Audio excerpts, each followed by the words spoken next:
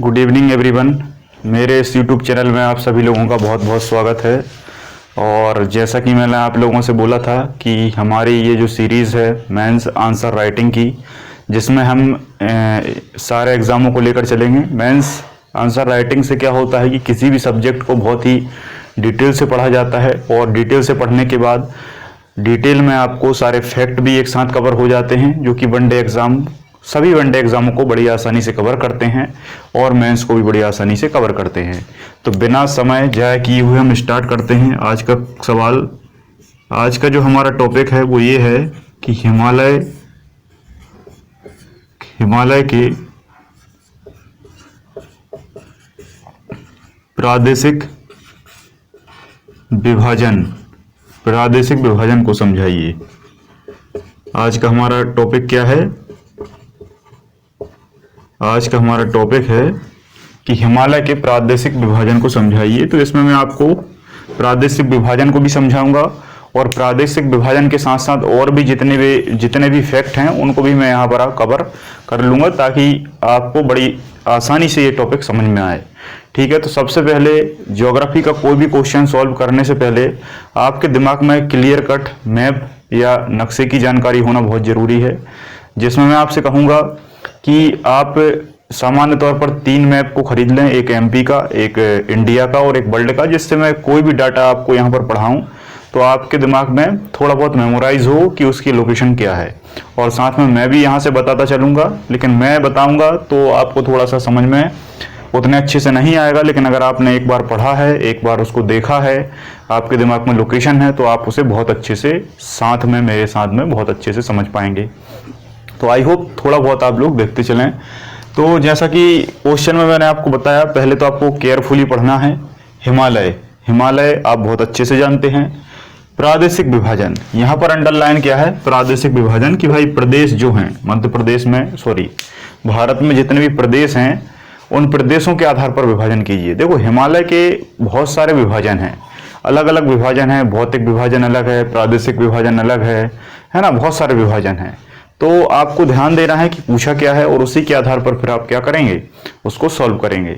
तो सबसे पहले हम हिमालय को पढ़ने से पहले, क्वेश्चन को पढ़ने से पहले हिमालय की उत्पत्ति को समझेंगे, ताकि आपको ये कॉन्सेप्ट थोड़ा सा समझ में आए। उत्पत्ति के बारे में नहीं पूछा गया, अगर उत्पत्ति वाला क्वेश्चन होता तो आपको इसको लिखते, लेकिन मेरा मानना ये है कि किसी भी चीज या किसी भी टॉपिक को समझने से पहले उसकी पूरी जानकारी शुरू से आखिरी तक होना बहुत जरूरी है, जिससे सारी चीजें लिंक हो सकें और बहुत अच्छे से आपको समझ में आ सके, है ना। और साथ में मैं एक बात आपको बताना चाहता हूँ कि आप लोग, मुझे पता है कि इस लॉकडाउन के पीरियड में आपकी जो कंटिन्यूटी है वो ब्रेक हो चुकी है, आप लोग पढ़ने में असमर्थ हैं, कहीं ना कहीं आप बड़ी आसानी से समय नहीं निकाल पा रहे। और मुझे बहुत सारे स्टूडेंटों का कमेंट आया, फ़ोन भी आया कि सर हमारी पढ़ाई बिल्कुल भी नहीं हो पा रही है।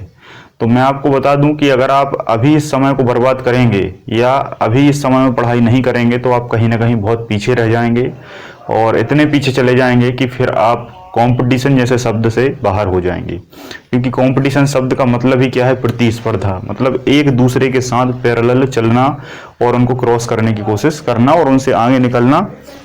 तो मैं आपको यही समझाने वाला हूं कि आप लोगों को ये गलती नहीं करनी है। जो लोग अभी लॉकडाउन में बैठे हुए हैं, आप लोगों को निरंतर पढ़ना है। और मैं आपको एक बात बता दूं कि ये जो टॉपिक है, ये टॉपिक अभी मैं एक एक करके ला रहा हूं, लेकिन 2 से 3 दिन बाद, ज़्यादा नहीं, 2 से 3 दिन बाद 15 तारीख या अप्रॉक्सीमेट 15 से 1-2 दिन ज़्यादा हो सकता है, मैं एक सब्जेक्ट को स्टार्ट करा के उसे गहराई से पढ़ाने वाला हूं। मतलब एक सब्जेक्ट को हम शुरुआत से पढ़ने की कोशिश करेंगे और सारा जितना भी डाटा है वो सारा कंप्लीट करेंगे। जैसा कि मैंने आप लोगों से पूछा था कि आपको क्या पढ़ना है, तो बहुत सारे लोगों के कमेंट आए, लेकिन इससे कोई फर्क नहीं पड़ता। कोई भी सब्जेक्ट हो, आपको सारे सब्जेक्ट पढ़ने पड़ेंगे।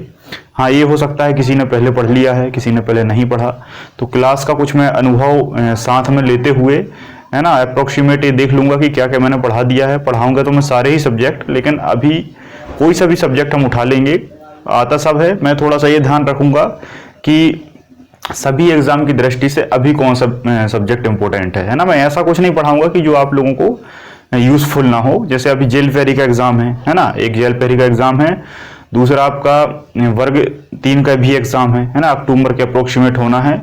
और चौथा तीसरा आपका एमपीपीएससी मेंस होना है। तो एमपीपीएससी मेंस में ज़्यादा क्या पूछा जाता है, जेल पहरी में ज़्यादा क्वेश्चन कैसे आते हैं, तो वो टॉपिक मैं अभी आपको उठाऊंगा और उस सब्जेक्ट का पूरा शुरुआत से लेकर अंततः सारी चीज़ों को समझाऊंगा। तो मैं आपसे यही कहूंगा कि इस वीडियो को आप सभी लोगों तक पहुंचा दें और ज़्यादा से ज़्यादा सभी लोगों से कह दें कि जुड़ जाएं और रेगुलर क्लासेस देखना शुरू कर दें। अगर रेगुलर नहीं रहेंगे, अगर कंटिन्यूटी आपकी नहीं रहेगी तो आपको चीज़ें समझ में नहीं आएंगी। कंटिन्यूटी को आपको बरकरार रखना है। मैं आपसे फिर कहूंगा कि अगर आप एक क्लास को छोड़ते हैं तो आप अपना बहुत बड़ा नुकसान करते हैं और मैं ये कहूंगा कि आप उस पूरे सब्जेक्ट का नुकसान कर देते हैं, है ना। तो आपको सभी को बता देना है कि 2 से 3 दिन बाद, है ना, अप्रोक्सीमेट 15 तक मैं किसी भी सब्जेक्ट को उठा के पढ़ाना शुरू कर दूंगा। अब आपकी जिम्मेदारी बनती है कि आप लोग इस चैनल से जुड़ जाएं और रेगुलर क्लासेस को देखना शुरू करें। और ऐसा कभी मत करना कि आपने यूट्यूब चैनल ओपन किया, 10 मिनट 2 मिनट देखा, 5 मिनट देखा और आपने चैनल बंद कर दिया, वीडियो बंद कर दिया। ऐसा करने से कुछ नहीं होगा। फिर मैं ये कहूंगा आप लोगों से कि आप उतना भी मत करिए, क्योंकि उतना करने से आप केवल और केवल अपने समय को बर्बाद करते हैं। किसी भी टॉपिक को पढ़ना है तो पूरा पढ़िए, शुरुआत से अंत तक पढ़िए, क्योंकि जिस वीडियो को आप एक बार देखते हैं और मैं कहता हूं कि एक बार भी नहीं, आप उसका 1/3 या 1/4 देखते हैं और उसके बाद उसको स्किप कर देते हैं। तो इतने में क्या होगा, जबकि एक वीडियो को 2 से 3 बार देखना पड़ता है और एक बार उसको लिखना पड़ता है, और फिर उसका एक बार रिवीजन करना पड़ता है, तब जाके वो टॉपिक तैयार होता है ना। एक बार देखा, उसके बाद फिर एक बार देखा, फिर उसको एक बार नोट्स बनाया, फिर उसको एक बार रिवीजन किया। तो ये 4 चरण हैं। ये 4 चरणों को आपको फॉलो करना पड़ेगा। मैं मानता हूं कि आपकी विचारधारा थोड़ी सी अलग हो सकती है। आप लोग कहेंगे कि मैं लिखना पसंद नहीं करता या मुझे ऐसा ही याद हो जाता है, तो कोई दिक्कत नहीं है।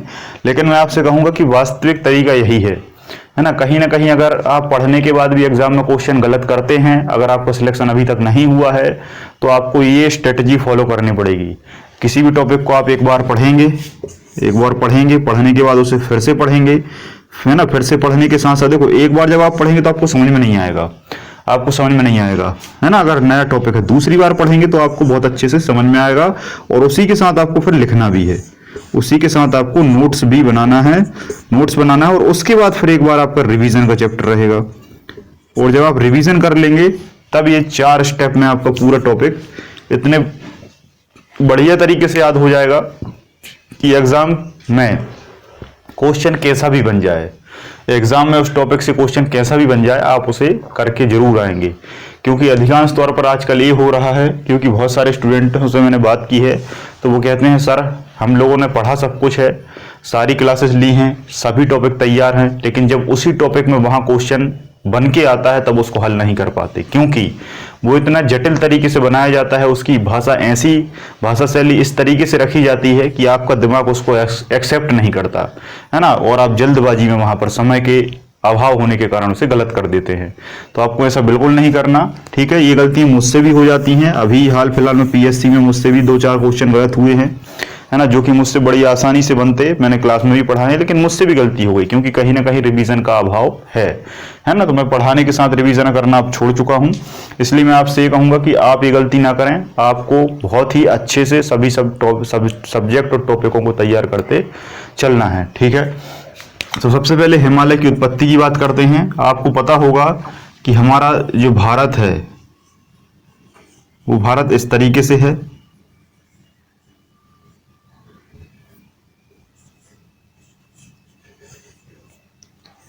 ये वाला क्षेत्र जो है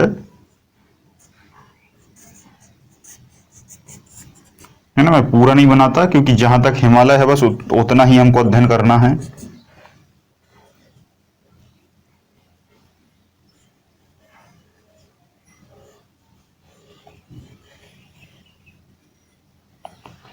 ये आपका क्या है, भारत है।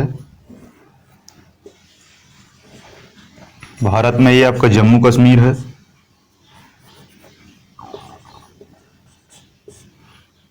ये आपका पंजाब है।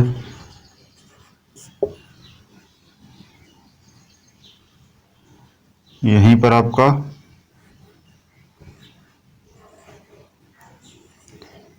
हिमाचल है, यहाँ आपका हरियाणा है, शॉर्ट में लिख देता हूँ, पंजाब है, हरियाणा है, यहाँ उत्तराखंड है,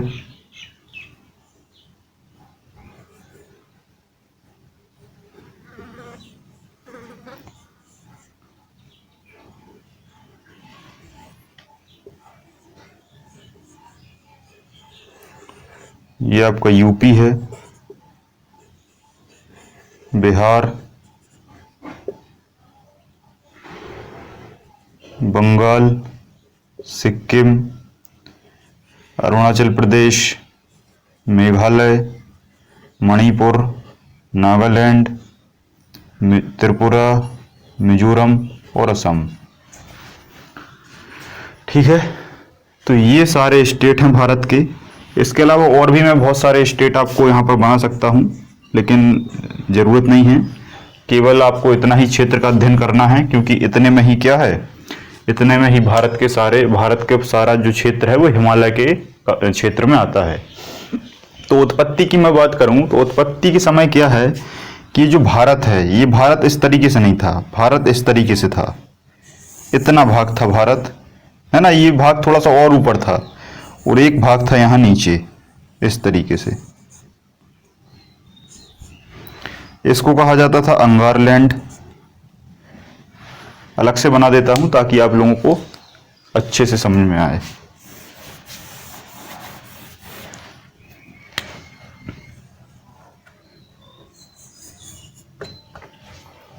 ये वाला जो रीजन है, ये इस वाले रीजन में पूरा हिमालय है।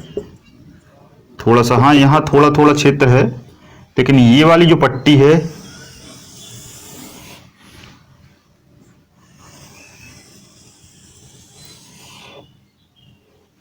ये पट्टी पूरी हिमालय पट्टी कहलाती है। ठीक है, तो आज जहां हिमालय है तो इतना भाग ये इस तरीके से था,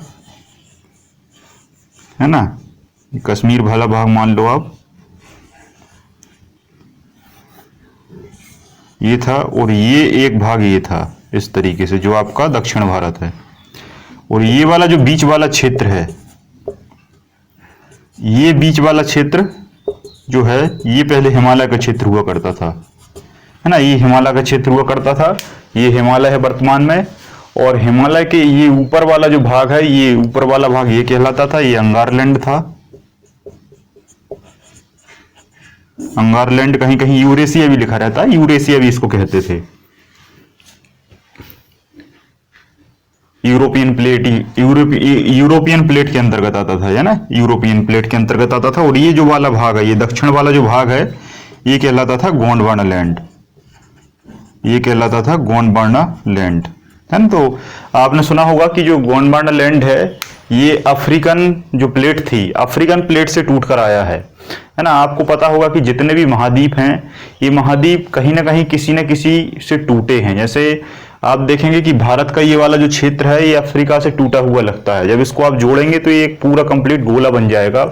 वैसे ही अफ्रीका वाले क्षेत्र को आप दक्षिणी अमेरिका में मिला सकते हैं, यूरोप वाले भाग को आप उत्तरी अमेरिका में मिला सकते हैं। तो इन सबको मिलाने के बाद एक कंप्लीट गोल तैयार होता है। तो कहीं ना कहीं बहुत सारे वैज्ञानिकों ने ऐसा माना कि प्रत्येक जो महाद्वीप है वो कहीं ना कहीं किसी से टूटकर बना हुआ है, और टूटकर बनने के बाद ये लगातार गतिशील है। लगातार कैसा है? गतिशील है।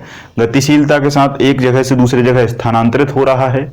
वैसे ही ये जो भारत है, भारत का दक्षिण वाला जो पार्ट है, ये अफ्रीका से टूट कर आया है, अफ्रीकन प्लेट से टूट कर आया है, और ये ऊपर वाला भाग यूरोपियन प्लेट का भाग था। और इन दोनों के बीच में एक बहुत बड़ा सागर था। इन दोनों के बीच में एक बहुत बड़ा सागर था, ये वाला सागर था। और इस सागर का नाम था टेथिस सागर। क्या नाम था? टेथिस सागर, या कहीं कहीं तेतिस भी लिखा रहता है, तो कोई दिक्कत नहीं है, टेथिस सागर या टेथिस सागर। ठीक है, तो इस टेथिस सागर में बहुत सारी नदियां आकर अपना जल गिराती थी। नदियां कहां से आती थी? ये यूरोपियन प्लेट वाली नदियां, यहां से सारी नदियां आती थी दक्षिण की ओर, और सारी नदियां अपना जल इसी में गिराती हैं। जैसे मान लो आज मैं बात करूं खंबात की खाड़ी, तो खंबात की खाड़ी ये दक्षिण में है, तो यहाँ से सारी नदियां आती हैं, यहाँ जल गिरा देती हैं। ठीक है, यहाँ की सारी नदियां दक्षिण भारत में जाके जल गिरा देती हैं और यहाँ की सारी नदियां बंगाल की खाड़ी में जाकर जल गिरा देती हैं। तो दक्षिण की ओर नदियां आती हैं और अपना जो पानी है वो समुद्र में गिरा देती हैं। तो आज यहाँ पर हिंद महासागर है, अरब सागर है। तो वैसे ही कालांतरण के कुछ समय पहले ये जो भौगोलिक आकृति है उसमें ये सागर यहाँ था, ये वाला सागर यहाँ था। आज ये सागर यहाँ चला गया क्योंकि ये प्लेट गतिशील है, ये लगातार गतिशील है। तो ये पहले नीचे थी, है ना, ये वाली जो प्लेट है ये नीचे थी और ये वाला जो सागर है वो सागर कहाँ था, यहाँ था। ये वाला सागर यहाँ था और जब यहाँ था तो यहाँ की नदियां, ऊपर की ये वाली नदियां अपना पानी इस सागर में गिराती थी जिसका नाम था टेथिस सागर। जिसका नाम क्या था, टेथिस सागर। तो जब इसमें अपना जल गिराती थी तो जल के साथ साथ बहुत सारा मलबा भी गिराती थी। बहुत सारा मलबा, आप जानते हैं, कंकड़, पत्थर, बालू, है ना, बालू के साथ साथ मिट्टी, है ना, मिट्टी पत्थरों के साथ आती है जिसे आप जलोढ़ मिट्टी कहते हैं, है ना। ये क्वेश्चन आप याद रखना, नदी द्वारा बहाकर लाई गई मिट्टी जलोढ़ मिट्टी कहलाती है, जो दो प्रकार से होती है, बांगर और खादर, है ना। बांगर पुरानी मिट्टी हो जाती है, पुरानी जलोढ़ को बांगर कहा जाता है और नई जलोढ़ को खादर मिट्टी कहा जाता है। तो ये बहुत सारी मिट्टी, है ना, दलदल वाला क्षेत्र, कंकड़, पत्थर, बालू, ये सब बहाकर लाया जाता था इन नदियों के द्वारा और इसी सागर में डाल दिया जाता था। जब इस सागर में डाल दिया जाता था ये कई सालों तक लगातार यही प्रोसेस चलती रही। तो उसके बाद इसमें ये जो तलहटी में ये सारा जमा होता गया और इस तरीके से ये मलबा ऊपर आता गया, है ना। ये मलबा कहाँ जा गया, ऊपर आता गया। अब मलबा में कालांतरण में परिवर्तन आएगा तो मलबा कैसा हो गया, कठोर हो गया, क्योंकि मलबा का जितना भी जल था वो जल निकलता गया और इसमें कठोर हार्डनेस आती गई। और साथ में आपको पता है कि ये वाली जो प्लेट का टुकड़ा है ये गतिशील है, यहाँ से आया है अफ्रीका से और ये ऊपर की ओर जा रहा है लगातार। जब ये ऊपर की ओर जा रहा है तो ये वाला पार्ट लगातार ऊपर जाता गया। जब इस दलदल पर दबाव पड़ा, है ना, ये वाली प्लेट जब ऊपर गई तो इस पर जब दबाव पड़ा तो ये दलदल का जो कठोर भाग था ये पूरा ऊपर उठ गया। कहाँ उठ गया, ऊपर उठ गया। क्योंकि किन्हीं भी दो वस्तुओं के बीच में अगर कोई वस्तु है और उन दोनों वस्तुओं पर जब आप दबाव लगाएंगे तो वो कहाँ को जाएगी, ऊपर की ओर जाएगी। तो ये दलदल पर जब निचली वाली प्लेट से दबाव लगा तो हिमालय ऊपर की ओर उठ गया कठोर भाग में। और ये जो वाटर है, ये जो समुद्र है, ये समुद्र का पानी यहाँ नीचे शिफ्ट हो गया। बात समझ में आ रही है। सीधी सी बात है कि जब आपका देखो सागर यहाँ था, यहाँ सागर था, क्यों था, क्योंकि स्थल यहाँ था। स्थल जब यहाँ जाएगा तो सागर यहाँ चला जाएगा, है ना। वैसे ही जैसे आप लोगों ने बचपन में कौवे की कहानी सुनी होगी कि भाई कौवा मटके में पानी नहीं पी पाता क्योंकि पानी बहुत नीचे रहता है। फिर वो एक एक पत्थर उठा के उस मटके में डालता जाता है और पत्थर नीचे जमा होते जाते हैं और वो पानी ऊपर आ जाता है। तो बात समझ में आ रही है। तो वैसे ही पानी यहाँ था क्योंकि कंकड़ यहाँ थे। कंकड़ का मतलब स्थल यहाँ था। जब स्थल यहाँ चला गया, कंकड़ यहाँ चला गया तो ये वाला पानी यहाँ आ गया। तो आज ये हिंद महासागर के रूप में है और यहाँ का पानी इस तरफ चला गया जो अरब सागर के रूप में है। बात समझ में आई आपको। और जो जा नहीं सकता था, जो कठोर भाग था, वो यहीं पर रहा और जब दबाव पड़ा तो वो ऊपर चला गया और जब ऊपर चला गया तो हिमालय बन गया। तो आई होप हिमालय की उत्पत्ति आपको बहुत अच्छे से समझ में आई होगी। हिमालय शब्द की अगर बात करें तो हिम प्लस आलय से मिलकर बना है ना। हिम प्लस आलय से मिलकर बना है, जिसमें कौन सी संधि है, दीर्घ स्वर संधि है। दीर्घ स्वर संधि है क्योंकि पता है माँ के बाद आ है और यहाँ पर आ है, तो छोटा बड़ा मिलकर क्या बनाएगा, बड़ा। और बड़ा किस में आता है, दीर्घ संधि में आता है। कौन सी दीर्घ संधि, दीर्घ स्वर संधि कहलाएगी। तो हिम मतलब होता है बर्फ और आलय मतलब होता है भाग। तो ऐसा भाग जो हिमालय से, जो हिम मतलब बर्फ से बना है, उस पहाड़ को हमने हिमालय नाम दिया। ठीक है। तो आई होप हिमालय की उत्पत्ति आपको समझ में आई। अब हम हिमालय के एक एक टॉपिक की बात करते हैं। देखो हिमालय को बहुत प्रकार से बांटा गया है। हिमालय जो है वो बहुत लंबे चौड़े क्षेत्र में फैला है। अगर आपसे पूछा जाए कि विश्व की सबसे बड़ी पर्वतमाला कौन सी है, विश्व की सबसे बड़ी पर्वतमाला कौन सी है, तो आप क्या लगाएंगे, हिमालय। और अगर आपसे पूछा जाए विश्व की सबसे लंबी पर्वतमाला कौन सी है, तो आप लगाएंगे एंडीज, एंडीज पर्वतमाला, है ना। एंडीज पर्वतमाला, बहुत सारे लोग इसमें कंफ्यूज हो जाते हैं, है ना। बड़ा पूछता है तब भी लोग एंडीज लगा देते हैं क्योंकि बुकों में यही लिखा है, लेकिन उस लिखे लिखे में थोड़ा सा अंतर है। जब आपसे पूछे कि विश्व का सबसे लंबा पर्वत, लंबा, तब एंडीज आएगा, जो कि दक्षिण अमेरिका महाद्वीप में स्थित है ना, जो कि चिली वगैरह से शुरू होता है, अर्जेंटीना, है ना, और आपका ब्राजील तक फैला हुआ है, तो वो एंडीज है। लेकिन बड़ा पूछे, बड़ा मतलब पूरे क्षेत्र में फैला हुआ, तो वो कौन सा है, हिमालय है। अब ये कहाँ कहाँ फैला है तो मैं आपको बताता हूँ। आपको पता होगा कि ये जो देश है, ये देश आप बहुत अच्छे से जानते होंगे, आपका पड़ोसी पाकिस्तान, यहीं पर इसकी सीमा लगती है अफगानिस्तान, अफगानिस्तान, है ना। यहां पर आपको पता है चाइना है, चाइना है। यहां पता है आपको नेपाल है, नेपाल के बाद यहां आपको पता है भूटान है, भूटान है। फिर यहां म्यांमार है और यहां पर अंडमान निकोबार है, इस तरीके से।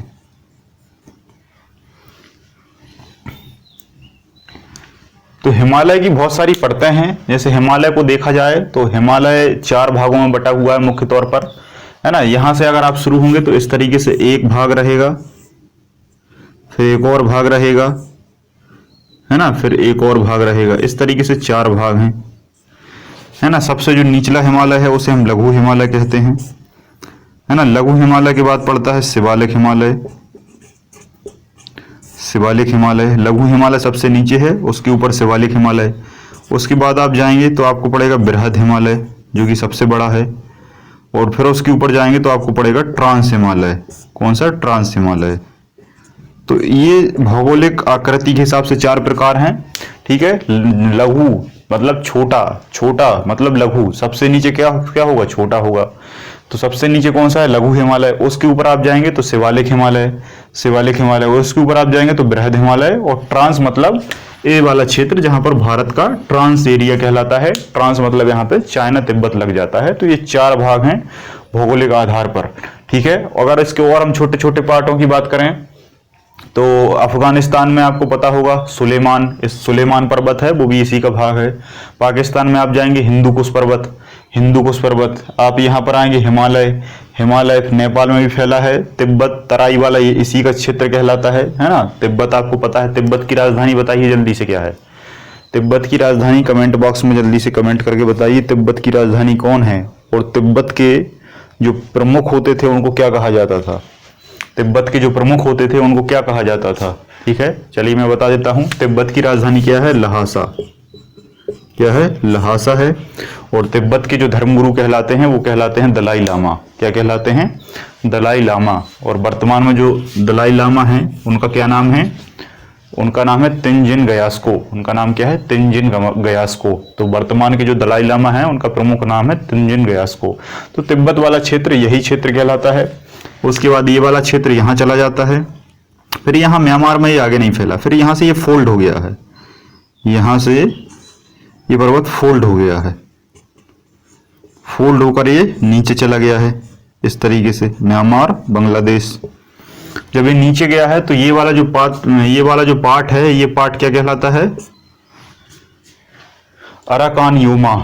इसे इस पर्वत श्रृंखला को क्या कहा जाता है, अराकान यूमा। अराकान यूमा के पास ही रखाइन पर्वत छोटा सा भाग है, रखाइन पर्वत भी कहलाता है ना।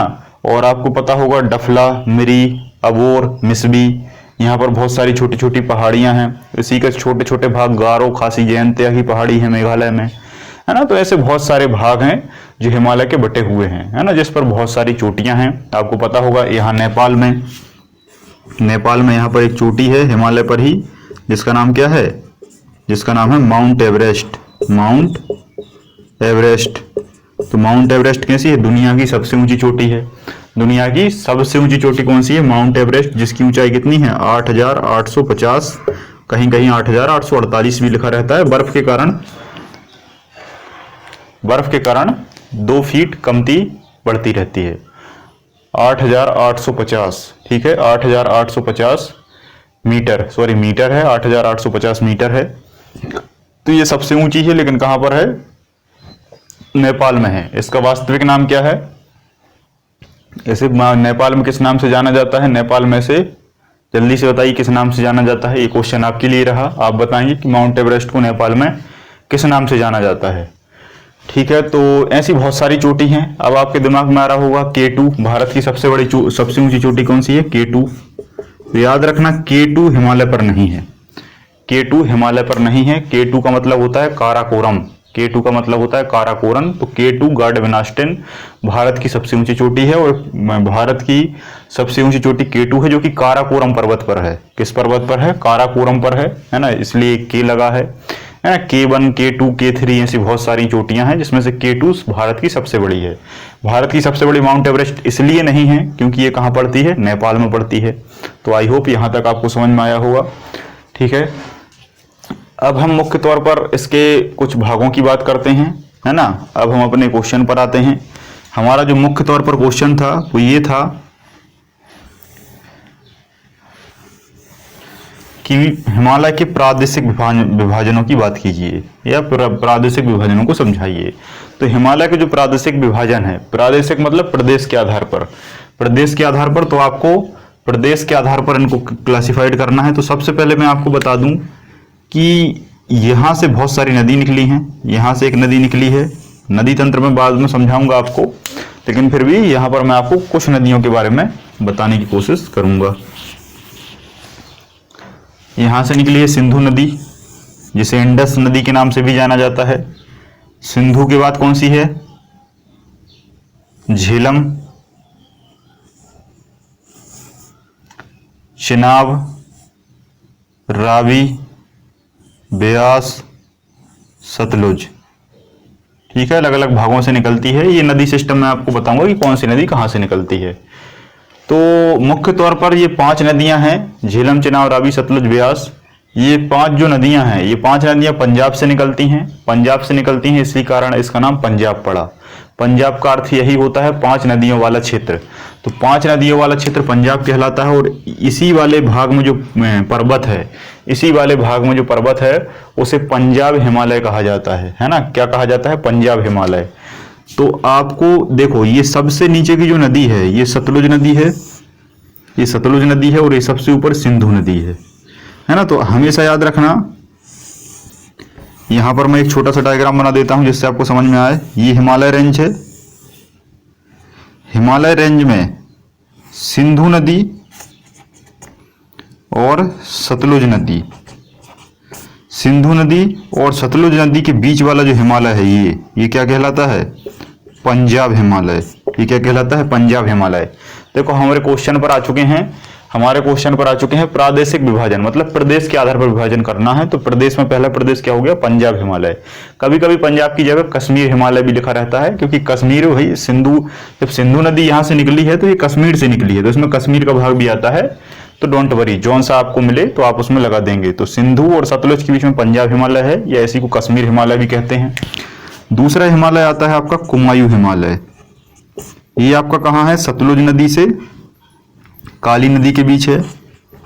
सतलुज नदी से काली नदी के बीच है, मतलब यहां तक सतलुज नदी खत्म हो चुकी है। तो सतलुज नदी के बाद जो भाग शुरू होता है वो भाग शुरू होता है किसका? कुमायूं हिमालय का, है ना। कुमायूं की जो श्रृंखलाएं हैं वो उत्तराखंड में पाई जाती हैं, आपको पता होगा। और इसी के बाद से यहाँ से काली नदी निकलती है, यहाँ से, है ना, काली नदी निकलती है, और इसके बीच में जो भाग है वो कुमायूं हिमालय है। इसके बाद हम बात करते हैं तो यहाँ पर फिर ये नेपाल लग जाता है, यहाँ पर ये नेपाल लग जाता है, तो इसको कहते हैं नेपाल हिमालय, नेपाल हिमालय। और यहाँ से एक नदी निकलती है तीस्ता। कौन सी नदी निकलती है? तीस्ता नदी निकलती है, आपको पता है। तो तीस्ता नदी जो है, तीस्ता नदी और काली नदी के बीच में जो हिमालय है वो नेपाल हिमालय कहलाता है। तो नेपाल भी एक क्या है? प्रदेश है। देश को भी प्रदेश की संज्ञा दी जाती है। और अंत में आपका बचता है नॉर्थ ईस्ट। नॉर्थ ईस्ट में सबसे बड़ा जो राज्य है वो असम है, और इसके बीच में जो हिमालय है उसको असम हिमालय कहते हैं, जो कि ब्रह्मपुत्र और तीस्ता के बीच में है, जो कि ब्रह्मपुत्र और तीस्ता के बीच में है। ठीक है, तो आई होप यहाँ पर आपको चारों हिमालय समझ में आए होंगे। शुरुआत होती है पंजाब हिमालय से, सिंधु और सतलज के बीच में है, सतलज और काली के बीच में कुमायूं हिमालय, काली और तीस्ता के बीच में नेपाल हिमालय, और तीस्ता और ब्रह्मपुत्र के बीच में असम हिमालय, जो कि ये वाला क्षेत्र नॉर्थ ईस्ट वाला रीजन कहलाता है। ठीक है, पंजाब हिमालय जो है ये लगभग 500 किलोमीटर लंबा है। सतलुज हिमालय ये कुमायूं हिमालय जो है वो 320 किलोमीटर है। और जो नेपाल हिमालय है ये 800 किलोमीटर के लगभग फैला हुआ है, 800 किलोमीटर के लगभग फैला हुआ है। और ये 750 किलोमीटर के लगभग फैला हुआ है। 500 और 320, 500 किलोमीटर, 320 किलोमीटर, 800 किलोमीटर और 750 किलोमीटर। ठीक है, तो इतने क्षेत्र में ये फैला हुआ है। ये पूरा आपका क्या कहलाता है, प्रादेशिक विभाजन। तो क्वेश्चन हमारा क्या था, हिमालय का प्रादेशिक विभाजन समझाइए। तो यहाँ पर हिमालय के मैंने प्रादेशिक विभाजन में ये समझा दिया। ये आपको 4 पॉइंटों में लिखना है। इनके बीच में आपको नदियों का व्याख्यान करना है और लंबाई का व्याख्यान कर देंगे। ठीक है, इससे आपको पूरे नंबर मिल जाएंगे। 3 नंबर में पूछा जाए तो केवल आप इनके चारों नाम लिख देंगे, चारों नाम लिख देंगे और नदियां बता देंगे। अगर आपसे डिटेल में पूछा जाए 6 नंबर में तो आप एक पेज में लिखेंगे, एक पेज में लिखेंगे जिसमें आपको इनके बारे में डिटेल से लिखना है। और 15 नंबर में पूछे तो फिर आपको पूरा व्याख्यान करना है, सब कुछ बताना है उसमें। ठीक है, तो आई होप यहाँ तक आपको सारी बात समझ में आई होगी। अगर इसके बाद कोई भी डाउट है तो आप जल्दी से पूछें। अब इसमें सबसे इंपॉर्टेंट क्वेश्चन ये आता है वनडे एग्जाम की दृष्टि से। वनडे एग्जाम की दृष्टि से सबसे महत्वपूर्ण जो इसका क्वेश्चन है वो ये है कि भाई हिमालय का प्रादेशिक विभाजन समझाइए। हिमालय का प्रादेशिक विभाजन हमने बहुत अच्छे से समझ लिया, लेकिन ये जो विभाजन है, इस विभाजन को समझाया किसने, कौन से वो भूगोल वेत्ता थे जिन्होंने इस सारे जो प्रकार है प्रादेशिक विभाजन का जो टाइप्स है, प्रकार हैं, किस व्यक्ति द्वारा समझाए गए। तो इसका ये फैक्ट बन जाता है। फैक्ट तो सारे हैं, है ना, फैक्ट सारे हैं। इसके बारे में पूछे, इसके बारे में पूछे, इसके बारे में पूछे, इसके बारे में पूछ ले किस नदी के बीच में कौन सा हिमालय है, ये सारे फैक्ट हैं। लेकिन सबसे जो इंपॉर्टेंट फैक्ट है वही है कि प्रादेशिक विभाजन को किसने समझाया, प्रादेशिक विभाजन को किसने समझाया। और अलग अलग ज्योग्राफिस्ट आपके ऑप्शन में रहेंगे और आपको वहां पर टिक करना पड़ेगा। तो ये वनडे एग्जाम की दृष्टि से इंपॉर्टेंट रहा। तो आपको क्या लिखना है, ऑस्ट्रेलिया की राजधानी सिडनी, बुराड, है ना, यहां लिख देता हूं।